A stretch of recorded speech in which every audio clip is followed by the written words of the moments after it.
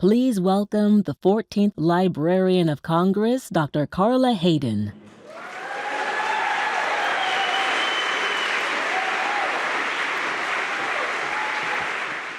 Well, welcome. Welcome and good evening. Welcome to the opening celebration of the 2024 National Book Festival, the Library of Congress National Book Festival. And greetings to those of you who are watching us online and on C-SPAN. The theme of this year's festival is Books Build Us Up. And this theme is reflected in the distinguished author lineup, which reflects the diversity of voices throughout the nation and illustrates how reading can connect people and inform lives. This is the National Book Festival's 24th year, and it remains one of the preeminent literary events in the United States.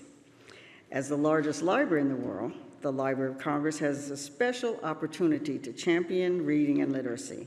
And this weekend, we welcome an acclaimed, diverse group of authors to our nation's capital to celebrate the importance of books in our lives. So we're excited to be with many of you tomorrow and the tens of thousands of book lovers who will join us in person and those who will participate virtually. Now, there are so many moments I look forward to at the National Book Festival, like seeing giddy fans huddled together after seeing their favorite author, a child's eyes widen and brighten after listening to a story time, or families marching up and down the expo floor, going from one booth to another. I think you might agree that this is a time more than ever that our community of readers spotlight the vital value of books, that they allow diverse voices to be heard, broad topics to be learned, and dynamic engagement. You know how just a single book can change a life, how books can unlock life's wonders, and how they teach us to live and flourish. So tomorrow at the festival, we'll present nearly 100 writers, including bestowing the Library of Congress Prize for American Fiction to the brilliant James McBride.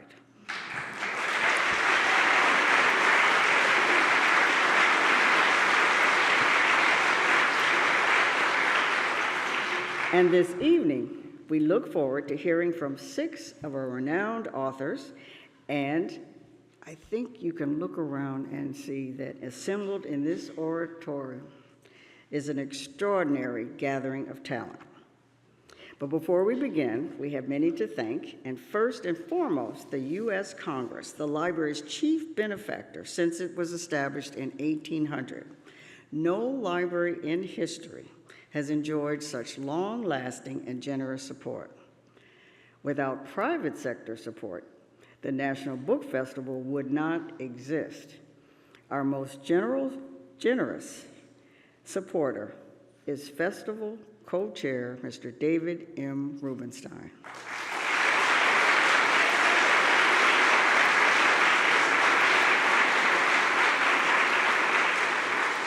I've often heard David speak of his belief that books and reading are keys to success in life.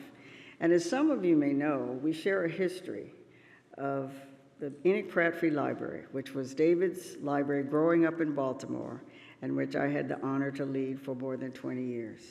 David has never forgotten the key role that libraries played in his life, and he has demonstrated this through his support of the Library of Congress and many, many literary and literacy efforts. So please join me in welcoming our festival co-chair and the chairman of the library's James Madison Council, David M. Rubenstein.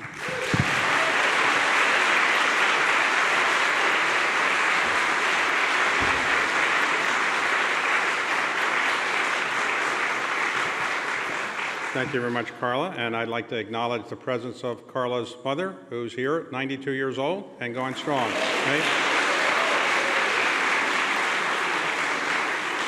How many people here have never been to the Library of Congress before? Anybody? Okay, a few people. How many have never been to the Coolidge Auditorium before? How many have never been to the National Book Festival before? Okay. And how many people here are looking forward to tomorrow? Everybody? Okay.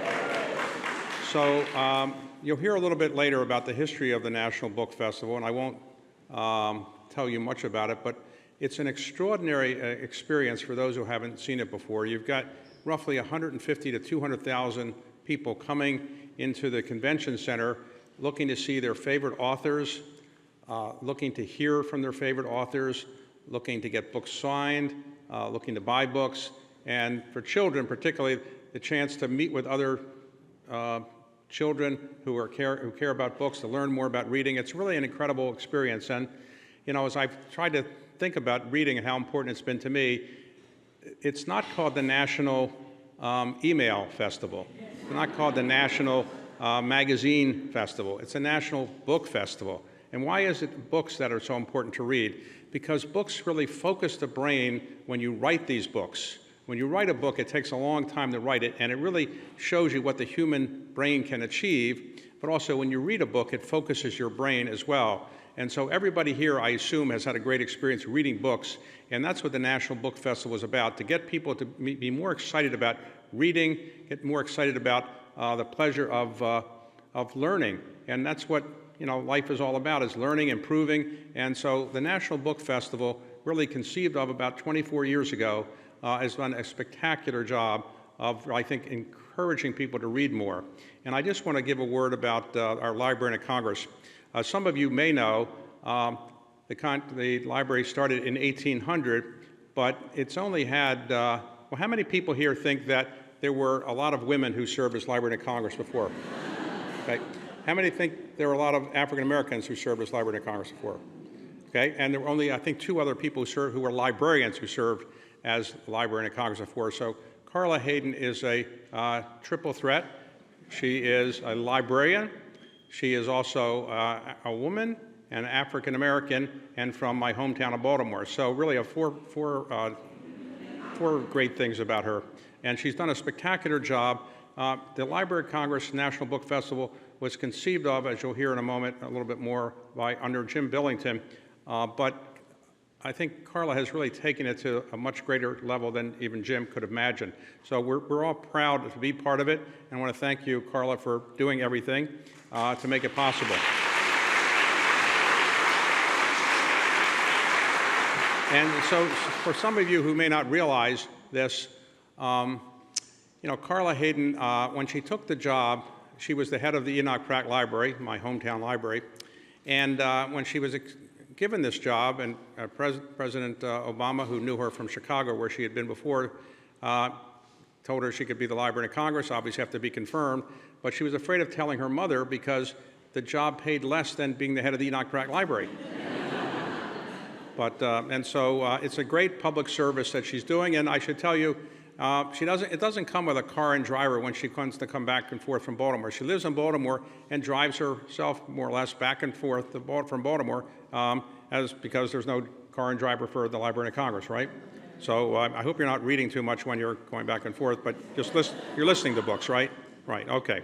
So I'd like to thank some of the other people who have been involved in making this possible. And we have a logo that will show up somewhere on the screen, I think. So our charter sponsors, I'd like to thank, are General Motors. Is there a logo for them? There it is, General Motors. Everybody go out and buy a car tonight to thank them. The Institute of Museum and Library Services, I want to thank them. The James Madison Council. That is the organization. How many here are members of the James Madison Council? Okay, well, thank you. This is named after James Madison, whose idea it was to have a Library of Congress. Now, he proposed the idea in 1783, and 17 years later, Congress finally got around to doing it. But we still admire him for having the idea. It took a while to get his colleagues in Congress to agree with it. So I'd like to thank the members of the James Madison Council. I'd like to thank our patrons and the AARP, and you're going to hear shortly a little bit more about the AARP. I'm going to thank them for their support. The CoStar Group, thank them. The John W. Kluge Center, and the National Endowment for the Arts, and the National Endowment for the Humanities. So thank you all for your support. I'd like to also thank our champions, the Friends of the Library of Congress, and there's their logo, and our media partners led by NPR and C-SPAN. We have their logos, okay? And I guess C-SPAN will be televising some of the interviews tomorrow, and some of the authors will be doing interviews with them. And we also want to thank our exhibitors, our many hardworking library staff and volunteers. How many people here are volunteers tomorrow? Anybody? A lot of them? Oh, well, thank you very much for doing that. How many people work in the Library of Congress staff? Okay. How many of you are volunteering tomorrow? Okay, well, thank you. And among our most dedicated volunteers are the Junior League of Washington, who have supported the festival since 2003. They have a logo there, the Junior League. I want to thank them. And so I'd like to thank everybody who is a sponsor, because you know, one of the most popular words in the English language is free. And the Library of Congress National Book Festival is free, thanks to the support of all the people I've mentioned. So I'd like to thank them very much for doing it. Now, I'm going to be followed by, it said in my materials, the voice of God will introduce the next speaker. And only God could introduce this person appropriately. So let's have the voice of God.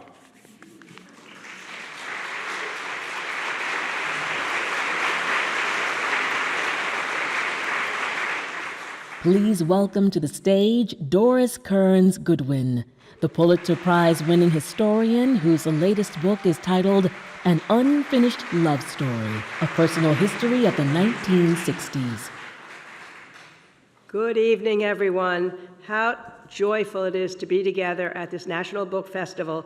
We're going to celebrate the power of books to stir the imagination, to foster empathy, to propel action, and to carry us lands away. And having been in love with libraries since I was a little girl, it is simply awesome to be in this building, the most magnificent building of libraries that I have ever seen. My love affair really Yay! My love affair with libraries really began when my mother took me to the small public library in my hometown of Rockville Centre, New York, a place that she told me would be a place that she could go to lands that she could never reach. Rheumatic fever as a child had left her with a severely damaged heart. Her illness bound her to our house as an invalid, but though she had only an 8th grade education, she read books in every spare moment she could find. In the middle of the night when she had trouble breathing, in the mornings after her household chores were done, in the afternoons as she waited for my father to come home from work. Through books, her interior world was enriched, even as her physical life continued to contract. And every night she would read to me as long as I could stay awake. The only joy that surpassed listening to her read a book to me was hearing stories about her childhood. I somehow became obsessed with the idea that if I could keep her talking about the days when she was young and healthy, her mind would control her body and her premature aging would be stopped in its tracks. Through her stories, I could imagine her a young girl once more, playing hopscotch, taking the stairs 2 at a time. So I'd constantly say to her, "Mom, tell me a story about you when you're my age," not realizing how peculiar that was until I had my own 3 sons who never once have said to me, "Mom, tell us a story about you when you were our age." When I was 14, my mother suffered a stroke. After much rehabilitation, she regained the use of her arm and leg, but her speech remained slurred. The doctor said it would help if she could read aloud. Finally, there was something I could do. I got David Copperfield from the library, one of the favorite books she had read to me as a child, and I suggested we read alternating paragraphs. She hesitated at first, embarrassed by her slurring, but gradually she looked forward to the routine as we settled down to read aloud for a few hours every day after school, drawing us closer together than ever before. The toll of her illness proved too much, however. The following year, she suffered a massive heart attack and died in her sleep. It is hard to realize that she was part of my life for less than a decade and a half, and yet the love of books and the love of libraries that she instilled in me has become the anchor of my life. In the years that followed, as I found my vocation as a presidential historian, I've spent countless hours running around the country to all sorts of libraries in a quest to bring to life the 4 presidents that I've studied most closely: Abraham Lincoln, Teddy Roosevelt, Franklin Roosevelt, and LBJ. I've spent so many years with them, waking up with them in the morning, thinking about them when I go to bed at night, that I fondly refer to them as my guys. They're my pals, they're my guys. Now, it may seem an odd profession to spend one's days and nights with presidents who are no longer alive, but I wouldn't change these adventures into the past for anything in the world.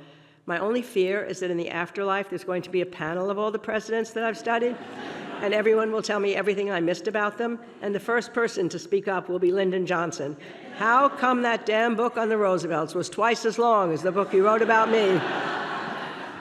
But of all the adventures that I have taken with my presidents, none compare with the last great adventure I shared with my late husband, Dick Goodwin, when he finally decided to open the 300 boxes he had schlepped around with us for 40 years, boxes that proved to be a spectacular time capsule of the 1960s, a decade when Dick seemed to be a Zelig-like figure, present at defining moments with all the major characters, JFK, Jackie Kennedy, LBJ, Senator Eugene McCarthy, and Robert Kennedy.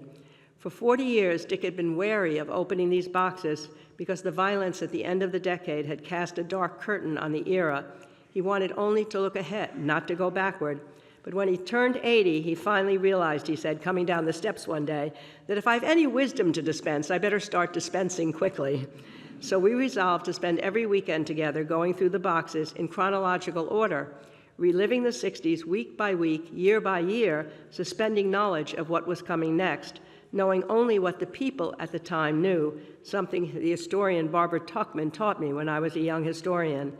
And as we relived together the heady days of JFK's 1960 campaign, the inauguration, the birth of the Peace Corps, the Civil Rights Movement, and the March on Washington before JFK's assassination, and then the explosion of Great Society legislation under LBJ, civil rights, voting rights, fair housing, Medicare, Medicaid, aid to education, NPR, PBS, and much, much more before the escalation of the Vietnam War, Dick finally began to realize that the defining mark of the decade was not the violence and the assassinations, but rather the power of the citizens and having the conviction that they could make a difference.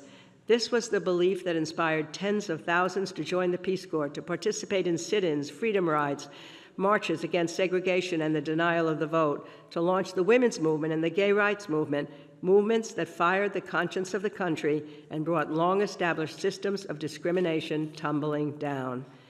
In the middle of our project, Dick was diagnosed with a cancer that would take his life a year later.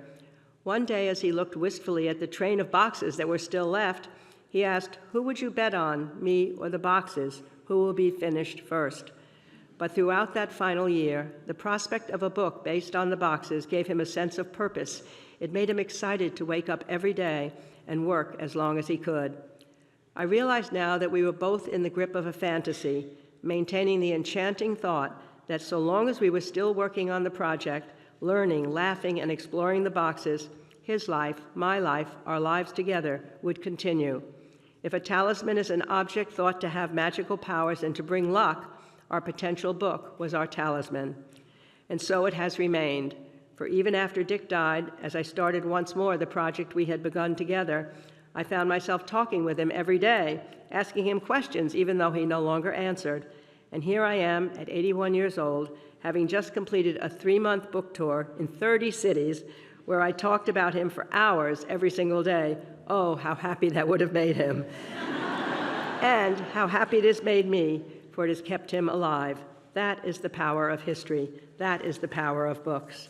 And how inspired Dick would feel, as I do today, that there is something in the air right now, a renewed optimism reminiscent of the 1960s, the spirit that ignited the conscience of our country. For if the conscience of our people can be ignited once more, then a better future, a more compassionate future, a more just future for our troubled country will once more be within our grasp. I'm so glad I was having the chance to give these thoughts to you tonight. Thank you. Thank you.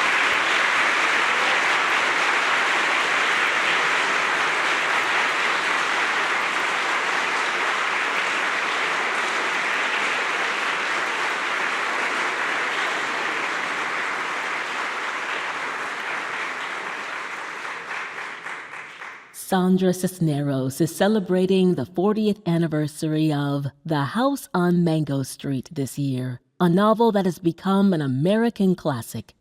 Please welcome her to the stage.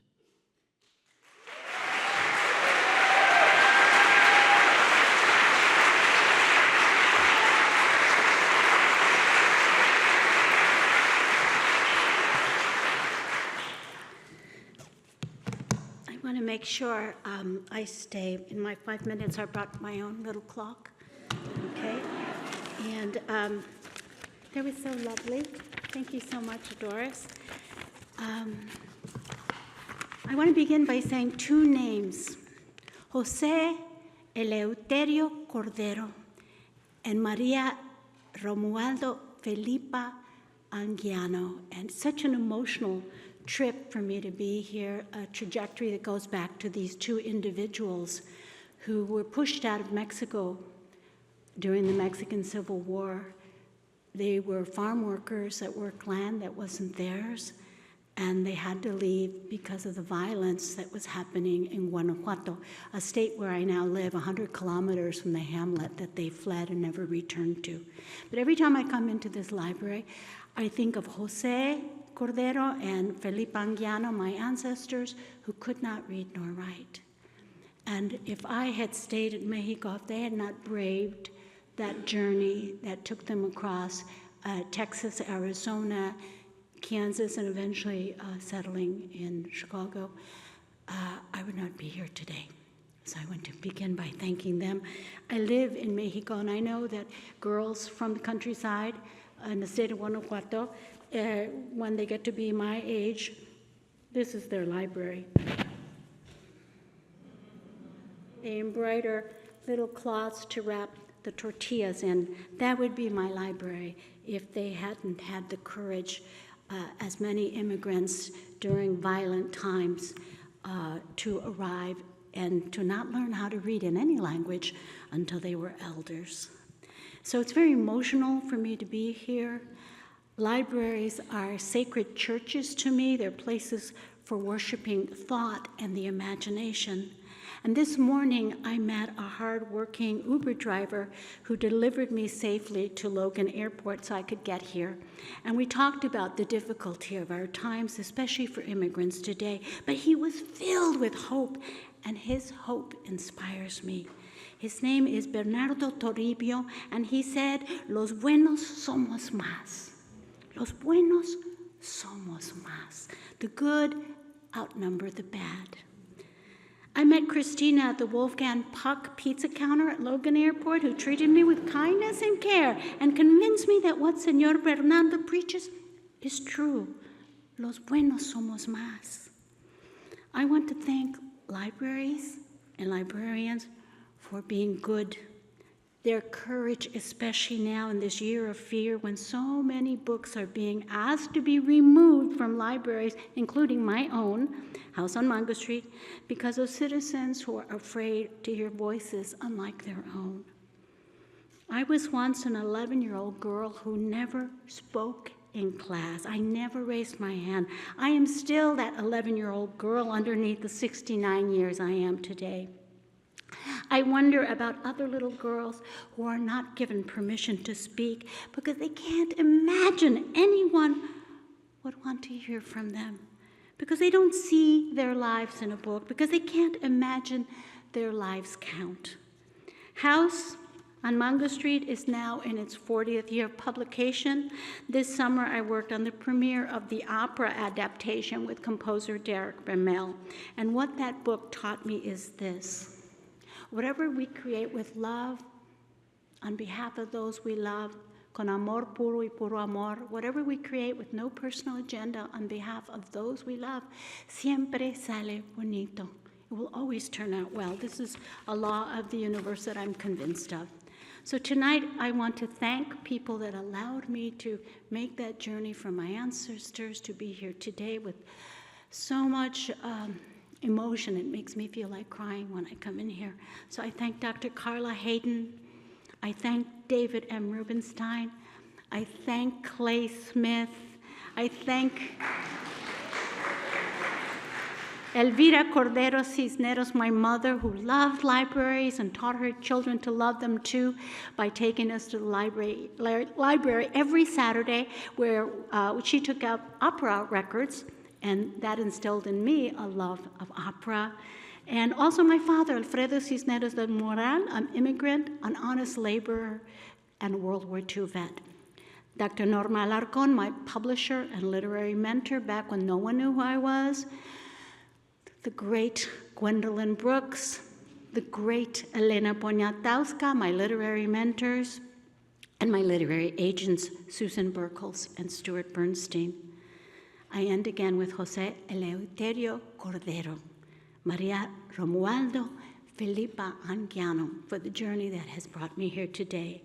I believe human beings are capable of atrocities beyond imagination, but they are also equally capable of extraordinary God acts as well. I believe there is enough misery in the world, but also humanity, just a bit more, I believe. I believe in the power of a thought, a word to change the world. I believe in libraries. I believe in human beings. Los buenos somos más. The good outnumber the bad. Thank you so much.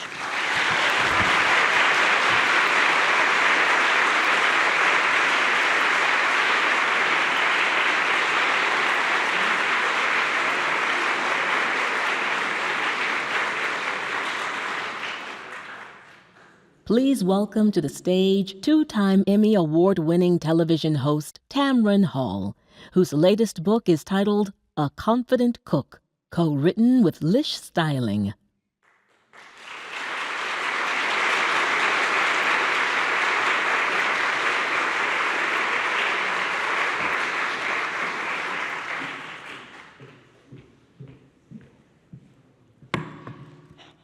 Yes, my pants are unreasonably long. That is the title of my next book. I use that bit of humor to stall, to be honest with you. I've done over 900 episodes of my talk show, and I am more nervous in this moment than I've ever been in my life. Thank you for this honor. Thank you for this opportunity. Dr. Hayden, thank you. Clay, thank you for that green suit today. And Dr. Hayden, thank you for sharing your mother with me. When I came in earlier, you said my mother in her 90s, and that is a lie you've told, wants to meet you. I immediately called my own mom and said, Mom, turn it on C-SPAN, I'm on TV. As if I'm not on TV every day. But having our parents celebrate our work and celebrate what we do and look at us and say, I'm proud. I saw your mother when we gave you the ovation. She clapped and you said, Mom, stop. I'm an investigator, I see everything. It brought me to this moment. My novel, Watch Where They Hide, is a character, Jordan Manning, inspired by my 30 years of being a journalist.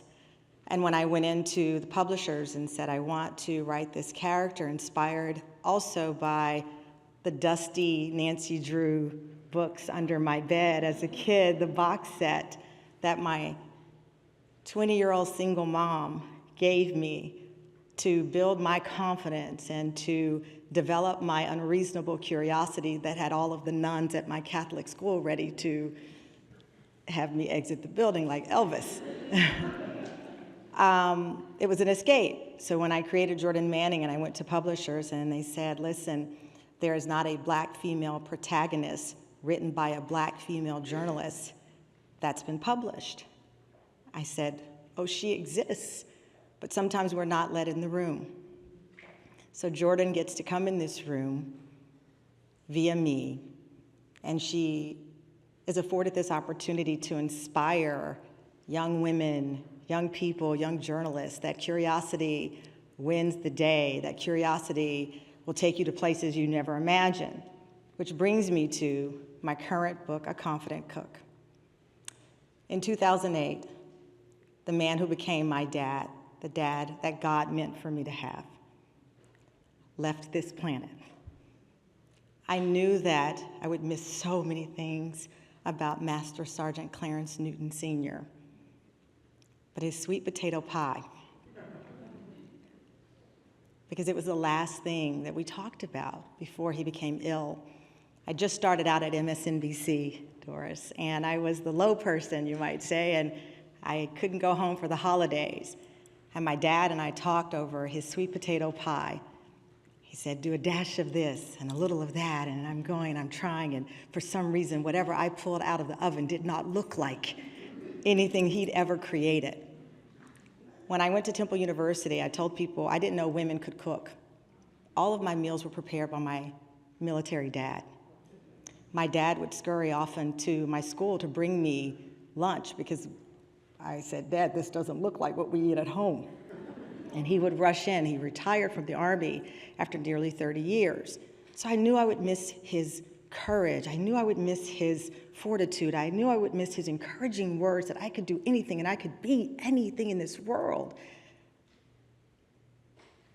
But I never imagined walking into a kitchen and saying, Dad, where are you? I need you right now. I've never shared this story publicly. After we lost my dad, I came back to visit my mom in Burleson, Texas. And I walked in the kitchen and I prayed that if it was possible for us to see someone after they'd gone, that he would stand next to me in the kitchen. That didn't happen. I returned back to New York, where I was the host of the Today Show. And through the magic and amazing, curious journey that we are all able to live if we allow ourselves, I said, wait a minute, my dressing room is next to the kitchen at the Today Show. There's food, and there must be people there who can cook. So I walked into the kitchen at the Today Show, and I met this lovely woman. She had a radish tattooed on one arm and a carrot on another. And I said, Dad, are you kidding me? Because a person with a radish and a carrot mean business. These are root vegetables, you understand? Most people would put, a hot fudge sundae. That's what I'd pick. And so began this incredible journey that we detail in A Confident Cook. I met my friend Liz Stiling from Wisconsin, and she met, not Tamron Hall from the Today Show, she met Tamron. And we quickly became like sisters. And we currently are the only cookbook with a Black woman and a white woman on the cover. The only cookbook with a woman who's LGBT and her ally to the very end. So while we have 79 amazing recipes that will make anyone fall in love with you, we have the incredible journeys. In fact, in our book, Lish grew up in Wisconsin. As I said, I grew up in Texas. I'm a tad bit older than her now that I'm approaching 54. We have the exact same haircut. And Lish, stand up. We have the exact same haircut now.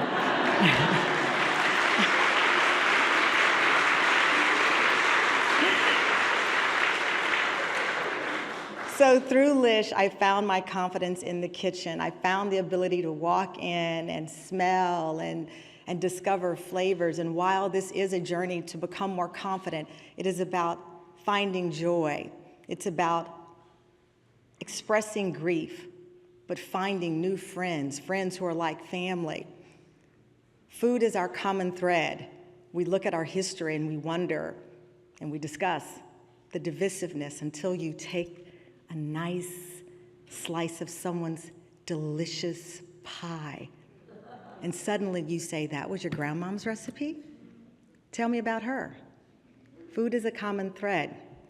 My first trip to Mexico, the common thread of food and family, changed my life as a 12-year-old. Food is a universal language.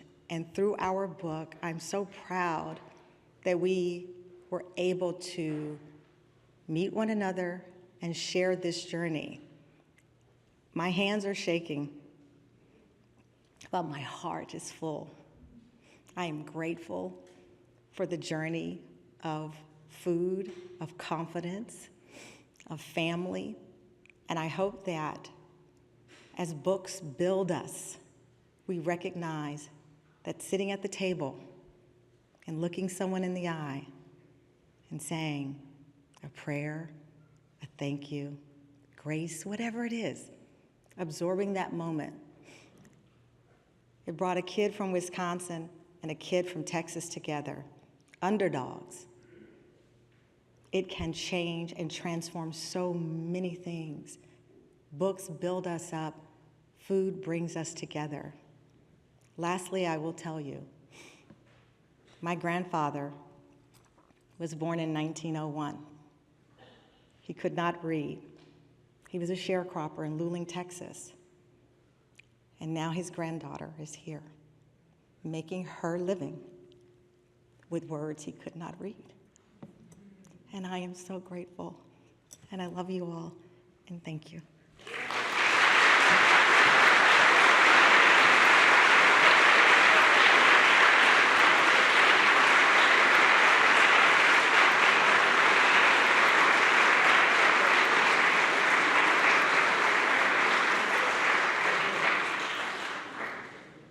Meg Medina is the National Ambassador for Young People's Literature, whose new book is titled No More Senora Mimi.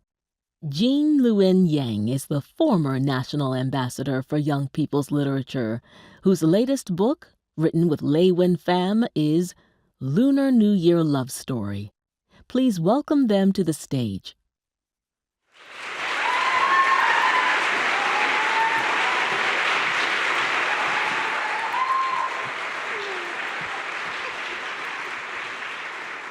Well, hello, number 8. Hello, number 5. It's wonderful to see you. It's always wonderful to see you. We're going to be fine. We're going to be great. We're going to be gonna great. We're going to be super. Okay. And we have notes here. So, why don't we start by introducing ourselves? okay. So you are Meg Medina. I am Meg Medina. I write picture book and middle grade and young adult fiction for kids, and I am currently serving as your National Ambassador for Young People's Literature. And you are who?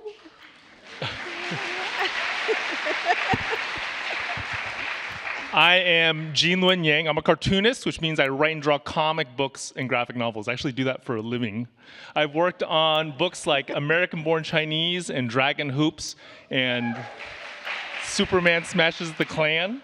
And I'm also the 5th National Ambassador for Young People's Literature. My term was from 2016 to 2017.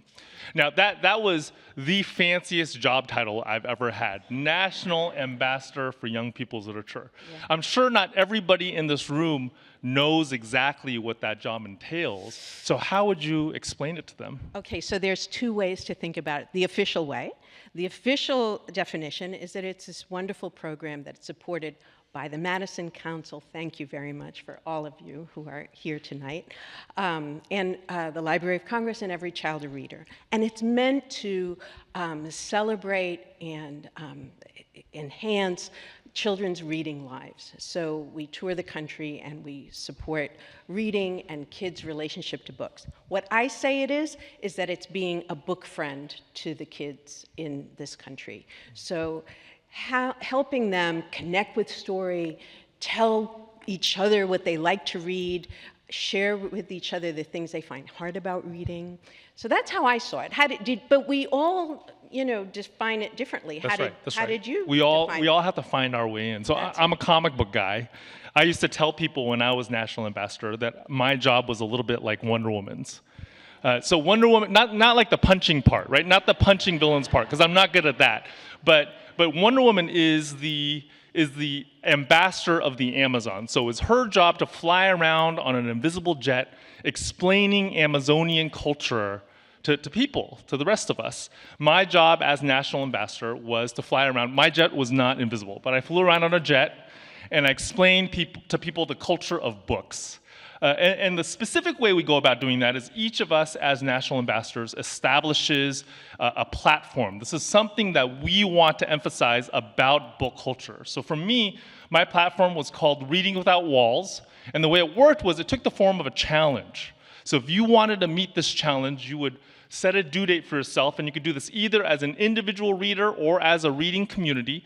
And by that due date, I just wanted you to read a book that fit one of three criteria. Number one, you could pick a book about somebody who didn't look like you or live like you, somebody who was very different from you. Or number two, you could pick a book about a topic that you didn't know anything about. Or number three, you could pick a book that's published in a format that you don't normally read for fun. So if normally you're like me and you read lots of comic books and graphic novels, I wanted you to pick a book with no pictures in it, a prose book or maybe a collection of poetry. If normally all you read are novels, I wanted you to pick something else. Pick a graphic novel or a picture book or maybe even an audiobook. And if you really wanted to go for the gold, you could pick one book that fit all three criteria. The point of it was to get kids to move outside of their comfort zones, to explore the world through books. And I was thrilled when libraries and school communities all embraced Reading Without Walls. Now you, as ambassador, have a platform that's going on right now. I do, as we speak, Jean. It's called Cuéntame, and Cuéntame is really a bilingual platform. It's an invitation to kids who come from all kinds of backgrounds to re-engage with reading, especially after the pandemic and all of the learning loss and all of that. So the basis is, like yours, I studied yours actually. I studied all of the previous ambassadors, but I wanted kids to know how to talk to each other about books, and to talk about books in a way that was very different from how we do it at school. You remember this. You had your vocabulary test. You had your reading journal. You had your book report. You did those dioramas. You know you did. And I didn't want them to do that. I wanted in 1 minute for them to be able to tell me in a sort of infomercial about books what it is. Because I think, Jean, like when you tell me about a book that you love, you are telling me about that book, but you're also telling me about you. And in a few minutes, we have a relationship. And any parent, any teacher can tell you that nothing happens in that room without a basic relationship.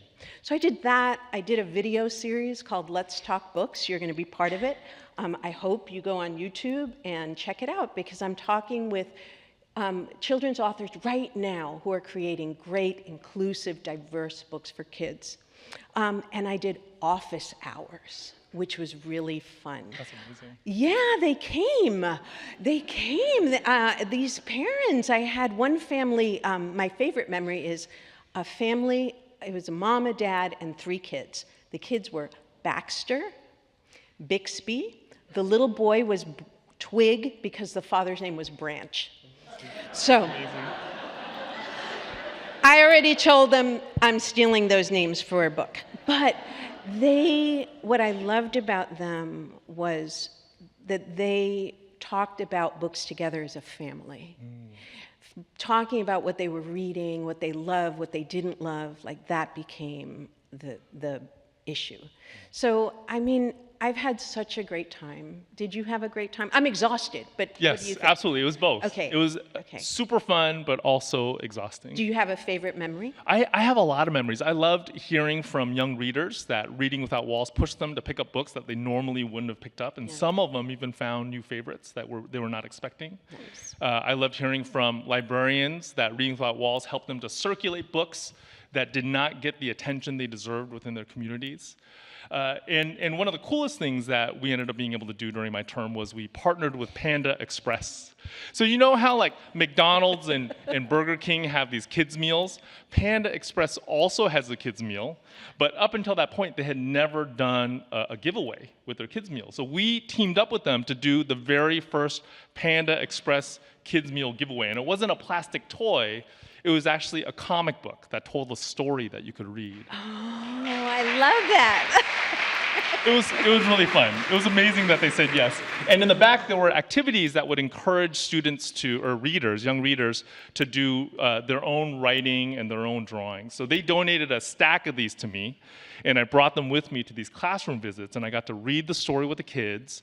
I got to do the activities in the back with them. I got to watch them write and draw about themselves as superheroes, and they came up with some really amazing costume designs. I have to tell you, this new generation is really into video games and chickens. They really love both. They really love both. Chicken. Yeah. Okay. Now my term ended a while ago. My term ended 7 years ago, And your term, Meg, is ending pretty soon, I this know, December. December 12th. That's right. I keep telling Anya that they're going to find me in like the closet in the library. Like, you're going to have to pull me back. I've had a great time. Yeah. The library is a magical place, and I've tried really hard to honor its beauty and all the vast treasure that it is, and also to make it accessible to kids who don't see themselves feeling comfortable in a fancy place like this. But the truth is that this library and every library in this country belongs to all of them. So that's really what I feel like I'm leaving with. I don't know. I'm thinking that there's a new ambassador that will come in January, and what I hope mostly is, first of all, that they know how hard they're going to work. Yes? Yeah. Yes, they're going to work hard, but I want them to think about this job not as their accomplishment, but as this chance to be a shepherd, to really be a caretaker, and use books to be part of how we care for the children in this country, because they deserve it. That's great. And that's it. Well, thank you.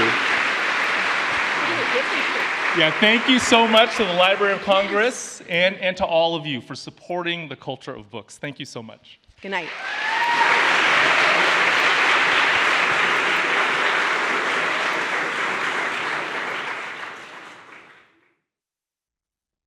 Please welcome to the stage actor and children's writer Max Greenfield, whose new picture book is titled Good Night Thoughts.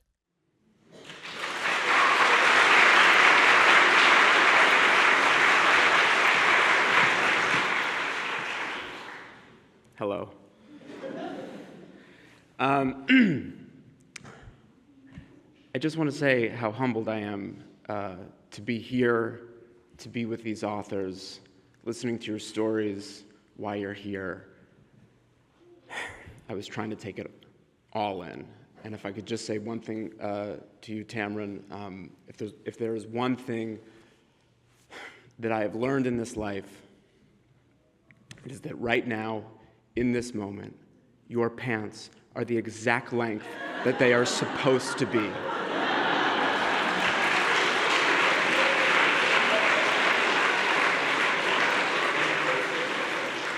I was trying to look up a word that would describe, or best describe, my presence on this stage this evening, and I generously found the word implausible.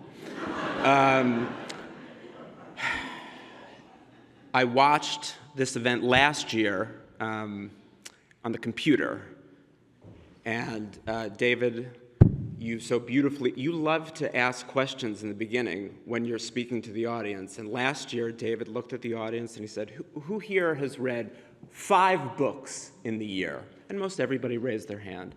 And then he said, well, who here has read 10 books in the year? At which point I said, oh no, he's counting up. David, Dr. Hayden, Clay, thank you so much from the bottom of my heart for inviting me here this weekend. Clearly you did no research. Don't panic. It's not that I don't love books. I do. I love them. I love them more than anything. They inspire me. The process of reading them, I have found to be very challenging. More specifically, these types of challenges were ones that I'd wish that had been identified and defined much earlier in my life, but that's a different story, one that I'm working out on my own, and it's not what tonight is about. I do love books, though. I love books because they can tell any story. They can be about anything. They can tell anyone's story. They can be about anything, even not always wanting to read them. My first 3 picture books, appropriately titled, I Don't Want to Read This Book Is Not a Present, and I Don't Want to Read This Book Aloud, all center around the fears attached to reading, the fears of learning differently, the fears of reading a book aloud. these are the books that I wish that I had when I was a kid. And look, if you take them at face value, you might react to them the same way one gentleman did when I was doing a reading, and afterwards he said to me, it seems like your books are about not wanting to read. To which I said, maybe you should read it again. Clearly, this man did not get the joke. But to be fair, he looked like the kind of guy that doesn't get any jokes. But that's not what tonight's about. What he failed to recognize, though, is that a picture book is not just meant to be read. A good picture book, in my opinion, is meant to be a bridge to a conversation. Thank you. Honest, think about who just reacted to what I just said. This is my audience, and who understands me.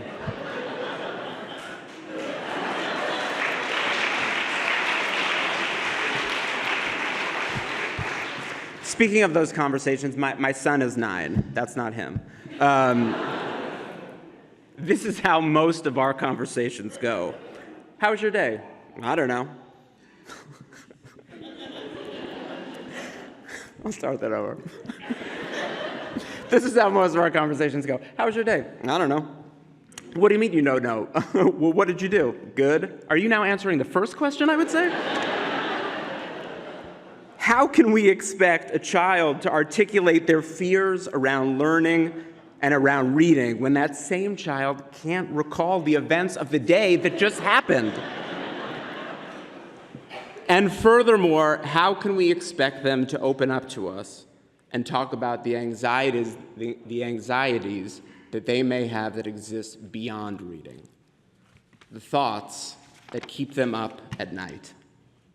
This is the conversation we are trying to initiate with Good Night Thoughts, my new book that is so beautifully illustrated by James Serafino. The inspiration for this book was from my dear friend, Leslie Jordan, who many of you may remember. Thank you. Leslie was on this stage not too long ago at this festival with his own book. And he was a dear friend, and the two of us would often talk about our fears. And we would list them. And Leslie's lists were always far more entertaining than mine. He would say, bumblebees, electrical tape, straight man.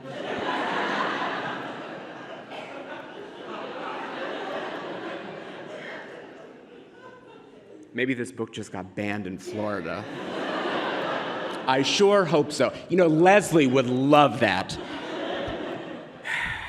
But we would openly discuss our fears, only to realize that very few of them were things that we were faced with in that moment. Leslie didn't count me as a straight man, which I always took as a compliment. But here is an excerpt from the book. But then I close my eyes again. I remember that my brain can be noisy and my thoughts are sometimes jumpy. And then I remember that all that noise and all those thoughts are just in my head. I'm not being eaten by a robot shark. My toilet isn't overflowing with tarantulas. And thank goodness there isn't a dentist in sight. As far as I can tell, the world hasn't popped into a piece of popcorn. My best friend is still here, and I'm not falling from a cloud. Right now, everything is okay.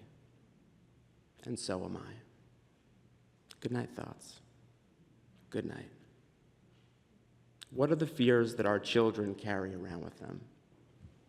What are the thoughts that keep them up at night? It's the books that we as parents, as educators, as librarians, read to them that initiate these essential conversations. I am so grateful to be here this weekend to celebrate the possibility of those conversations, to celebrate the incredible work of so many authors, and to celebrate all of it with all of you. Thank you so much for having me.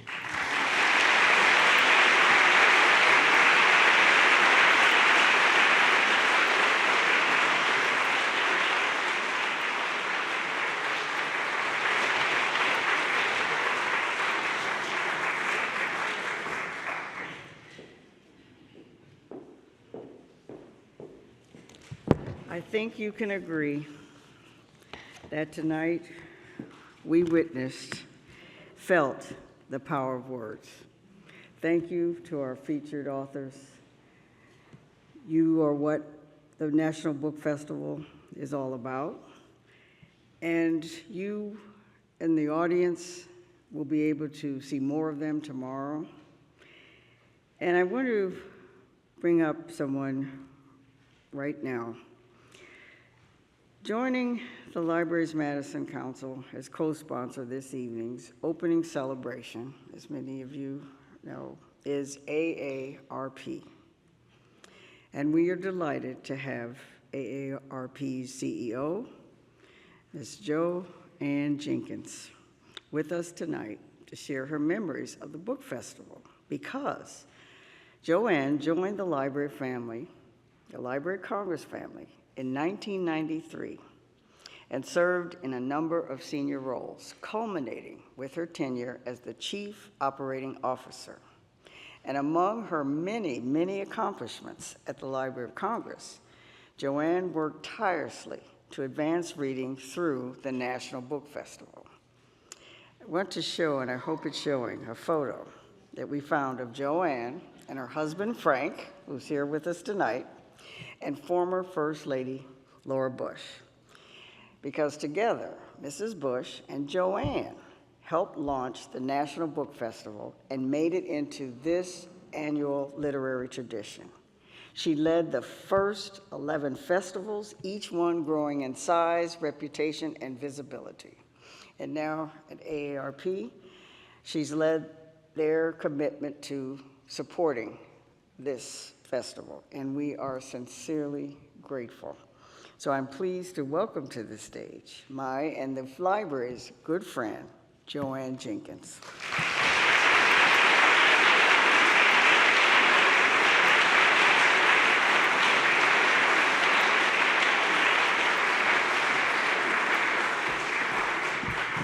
So good evening, everyone, and thank you so much for that introduction, Carla. I didn't realize you were going to show a photo. I'm not sure if that's a good thing. But what a wonderful celebration and kickoff of the 24th National Book Festival. When Carla and Sue let me know that they wanted me to say a few words, I pulled out all of my old photos from the first National Book Festival. And when George W. Bush won the election in 2000 and then became the president in 2001, we thought, someone at the White House can read. This is going to be great for us, you know? And we affectionately called the First Lady the Reader-in-Chief. And we cooked up this story for Dr. Billington to call over to ask, could we do something together? And she actually came over and we met in the ceremonial office upstairs. And Dr. Billington asked her, what would you like to do? And she said, I'd like to replicate the National Book Festival like the one we do in the state of Texas. And I remember asking her, what does success look like? And she said, if we could get maybe 5,000 people, that would be great. And so the first festival was held on the side of this building, all around the building and in the building, with the goal of having 5,000 people. So on that first year, we had 15,000 people, and the fire department shut us down a number of times during the day. Yeah.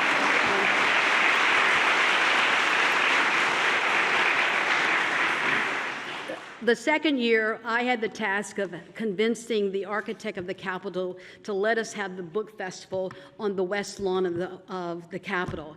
And we had to promise we were not going to destroy the grass and that we were going to make sure that everything was just like we did that. And so we went over. Little did we know the sniper was going to be in Washington at the time, but we held the National Book Festival there. We tore up the lawn, and then they decided to allow us to have the book festival in that third year on the National Mall. And so for many years, we were able to have the festival there with so many different people coming. One of the things that surprised all of us so much was we never envisioned that people were going to come with suitcases full of books to get their authors to sign their books. So hence we started selling the books so that the library could get a percentage of the profit, and they wouldn't be bringing suitcases full of books to the National Book Festival. But what a wonderful to see the growth that has taken place, and all of us at AARP are just so proud to be partners. That's a result of Sue Siegel fundraising from AARP, and for AARP to be one of the donors of not just this year, but for many, many years. And we are so grateful and always so pleased to so many people find joy in reading books. I too myself, even though I have it on my iPad, I also like to have the hard copy so that I can hold in my hand. And I just want to say a special thanks to all of the staff here at the Library of Congress. They are an incredible group of people who work tirelessly every day.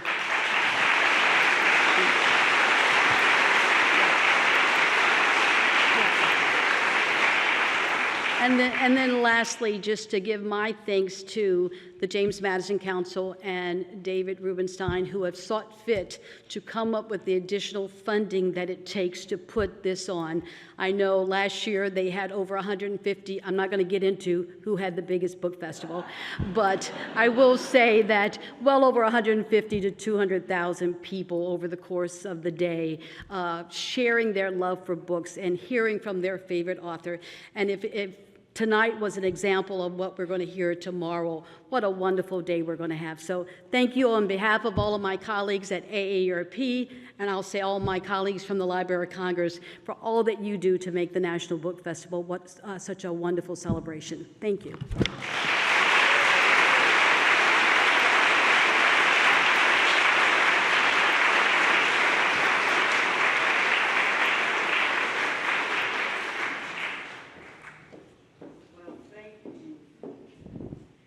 Saying thank you all the way up here, because we are so excited and so grateful that you could all join us this evening for this opening celebration. We look forward to seeing you tomorrow at the Washington, D.C. Convention Center to enjoy acclaimed authors and readers of all ages and many reading-related activities, all of which are free.